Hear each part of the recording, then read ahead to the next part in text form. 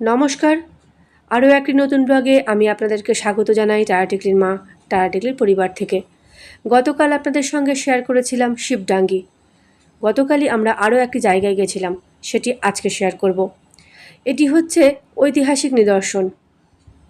কলকাতা বিশ্ববিদ্যালয় থেকে এই নিদর্শনটি খনন কার্য করা হয়েছে। জায়গাটি অবস্থিত রায়গঞ্জে। চারদিকটি দেখুন কত সুন্দর। আমরা সকলেই সপরিবারে এসেছিলাম, গতকালকে তা বলেছি। তো চলুন দেখি জায়গাটি বড়ই সুন্দর। এই জায়গাটি সম্বন্ধে একটু বলে দিই। জায়গাটি ঐতিহাসিক আমলের। মৌর্য আমল থেকে মুসলমান আমল পর্যন্ত 5টি স্তর এখানে পাওয়া যায়। এখানে বিশাল একটি জনবসতি পাওয়া গেছে। এই উঁচু ঢিপিগুলো খনন করে একটি সুশৃঙ্খল সুরক্ষিত গ্রাম পাওয়া গেছে। খনন কার্যের দ্বারা সেটি উদ্ধার করা হয়েছে। ছোট ছোট ইট দিয়ে তৈরি শস্য ভাণ্ডার, স্নানাগার থেকে শুরু করে সমস্ত কিছুই এখানে পাওয়া গেছে। চলুন আস্তে আস্তে আমরা প্রবেশ করি। আপনারা এই প্রত্নতাত্ত্বিক নিদর্শন দর্শন করার সঙ্গে সঙ্গে একটি গল্প শুনুন। আজকে আপনাদেরকে বলি ডলার এবং রুপির মধ্যে সম্পর্কটি কী। ভালো লাগলে অনুগ্রহ করে আমার পাশে থাকবেন। আমরা যারা ইউটিউবে কাজ করি তারা সকলেই ডলার এবং রুপিকে নিয়ে কথাবার্তা বলে থাকি। আমরা যখন রোজগার করি বা করব বা করছি তখন ইউএস ডলারে করি এবং যেটা হাতে পাই সেটা হচ্ছে ভারতীয় রুপিস, ইন্ডিয়ান কারেন্সিতে, ইন্ডিয়ান রুপিসে। তো 1 টাকা সমান যদি $1 হতো তাহলে কি হতো? আর কবেই এই 1 টাকা এবং $1 যে প্রভেদটা সেটা দূর হয়েছে। কবে প্রথম 1 টাকা আর $1 যে এক নয় সেটা সৃষ্টি হয়েছে। আর যদি 1 টাকা সমান $1 না হতো তাহলে কি হতো? তো চলুন এই প্রশ্নগুলির উত্তর দিই। প্রথমে বলি কবে এই 1 টাকা সমান $1 এই তারতম্যটা দূর হয়েছে, কবে টাকার মূল্যটা কমেছে এবং ডলারের মূল্যটা বেড়েছে। আজকে এই প্রশ্নটির উত্তর দেব, আর বাকি দুটো প্রশ্নের উত্তর আমি আগামী ব্লগে দেওয়ার চেষ্টা করব। যদি আপনাদের ভালো লাগে তো অবশ্যই বলবো। তো 1950 সাল নাগাদ ভারত সরকার কর্তৃক কিছু লোন নেওয়া হয়েছিল ইউএসএ সরকারের কাছ থেকে ভারতের কিছু উন্নতিকল্পে। আমরা সকলেই চাই উন্নতি সাধন করতে, কিন্তু সেই সময় আমাদের হাতে সবসময় টাকা পয়সা মজুদ থাকে না। তখন আমরা অন্যের কাছ থেকে টাকা ধার নিয়ে থাকি, এটাই স্বাভাবিক। সবাই তো আর সবসময় হাতে এত টাকা নিয়ে থাকে না, সে সরকার হোক আর সাধারণ মানুষ হোক। তাই ভারত সরকার কর্তৃকও কিছু টাকা লোন নিতে হয়েছিল ভারত সরকারকেও ইউএসএ সরকারের কাছ থেকে, এবং সেই সমস্ত টাকায় সরকার কর্তৃক খরচ হয়ে যায়। ধরুন যদি 100 টাকা সরকার ধার নিয়ে থাকেন, তার মধ্যে 75 টাকাই উনি খরচা করে দেন, সরকার কর্তৃক 75 টাকাই খরচা হয়ে যায়, হাতে বেঁচে থাকে মোটে 20 টাকা। কিন্তু তেমন মুনাফা তিনি করে উঠতে পারেননি। এই 100 টাকা নিয়ে যে তিনি 75 টাকা খরচা করলেন, সে 75 টাকার বিনিময়ে তিনি কিন্তু 75 টাকাও ফেরত পেতে সক্ষম হননি। কিন্তু টাকা তো শোধ করতে হবে, ধার নিলে তো সেটা পরিশোধ করতেই হবে। এখন করণীয় কী? ভারত সরকার করলেন কি, যেহেতু ভারত সরকারের হাতে টাকা তৈরির ক্ষমতা রয়েছে, ভারত সরকার নিজের ইচ্ছাতে টাকা তৈরি করতে পারেন, তাই ভারত সরকার করলেন কি, সমস্ত টাকা নিজে তৈরি করলেন। ভারতে প্রচুর প্রচুর প্রচুর টাকা তিনি উৎপাদন করলেন এবং উৎপাদন করে ইউএস কর্তৃপক্ষকে যে ধারটা ইউএস থেকে ভারত সরকার নিয়েছিলেন সেই ধারটা পরিশোধ করে দিলেন। ধার তো পরিশোধ হয়ে গেল, কিন্তু টাকার মানটা কমে গেল। এবার প্রশ্ন উঠতেই পারে, টাকা তো তৈরি করলেন, তাহলে টাকার মানটা কমলো কেমন করে? তাহলে আরও একটা উদাহরণ দিই। ধরুন আপনি আপনার বাড়িতে প্রচুর পরিমাণে কোনো একটা সবজি, সে আলু হোক পটল হোক, চাষ করলেন।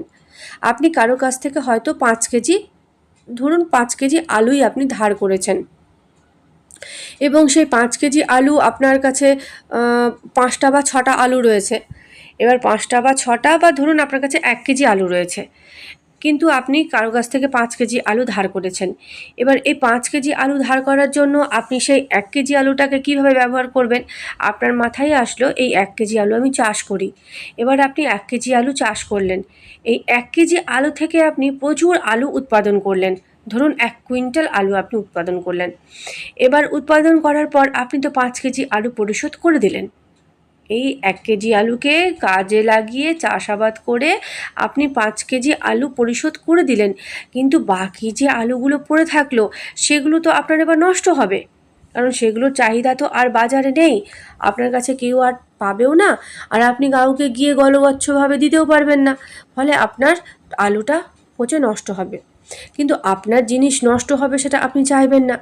তখন আপনি করলেন কি, বাজারে যদি আলু 5 টাকা কেজি বিক্রি হয়ে থাকে, তখন আপনি করলেন কি, সেই আলু আপনি নয় 4 টাকা, নয় 3 টাকা, নয় 2 টাকা দরে বিক্রি করতে শুরু করলেন। সাপোজ ধরুন আপনি আপনার আলুর দাম 5 টাকা কেজির জায়গায় 2 টাকা কেজি করে দিলেন। তখন আপনার আলুটা বিক্রি হলো ঠিকই, কিন্তু আপনার আলুর মূল্যটা প্রচুর পরিমাণে কমে গেল। এই যে তখন থেকে আলুর মূল্যটা কমে গেল, সেই আলুর মূল্যটা কিন্তু আপনি আর বাড়াতে পারলেন না। একবার যেটা কমে যায় সেটা কিন্তু আর বাড়ে না। কোনো কিছুর দাম যখন একবার কমে যায়, সেটাও যখন আর বাড়ানোটা খুব কঠিন হয়ে যায় কিছু কিছু ক্ষেত্রে, আবার কিছু কিছু ক্ষেত্রে যখন একবার দাম বেড়ে যায়, সেটাকে কমানোও কিন্তু খুব কঠিন হয়ে যায়।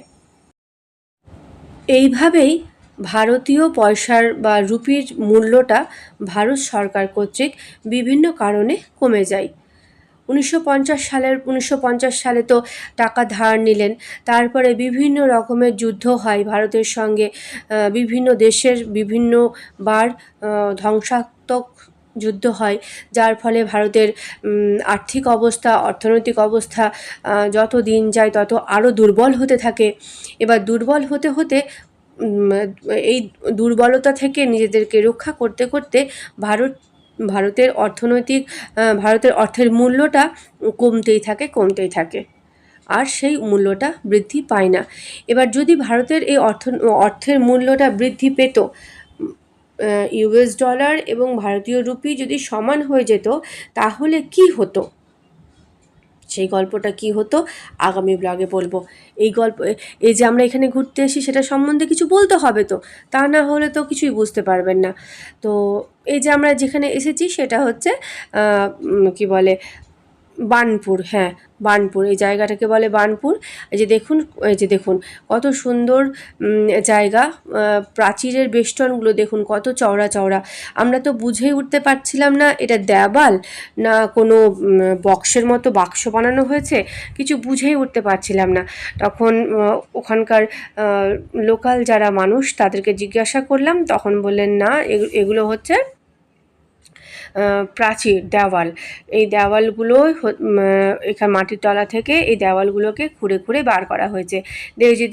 দেখছেন সুদূরে যে উঁচু ঢিপি, সেই ঢিপির নিচেও কিন্তু এই রকম বড় বড় পিলার অট্টালিকা রয়েছে। এই যে দেখুন এখানে বাচ্চারা ফুটবল খেলছে, আর এখন এখানে সবাই ঘুরতে আসে, মনোরঞ্জন করতে আসে, গরু ছাগলও ঘুরে বেড়াচ্ছে। এই যে দেখুন মানে স্ট্রাকচারটা দেখুন, কনস্ট্রাকশনটা দেখুন, মানে এত মোটা যে কারো পক্ষে, কোনো চোর ডাকাতের পক্ষে শীত কেটে ডাকাতি করাটা একেবারে অসম্ভব। আর বিস্তীর্ণ অঞ্চল, সুবিশাল এরিয়া, সুবিশাল এলাকা, বর্তমানে 3-4টে গ্রাম তো এটার মধ্যে এঁটে যাবেই। এত বড়টা এরিয়া, আমাদের পক্ষে গোটাটা এরিয়া ঘুরে দেখা সম্ভব হয়নি।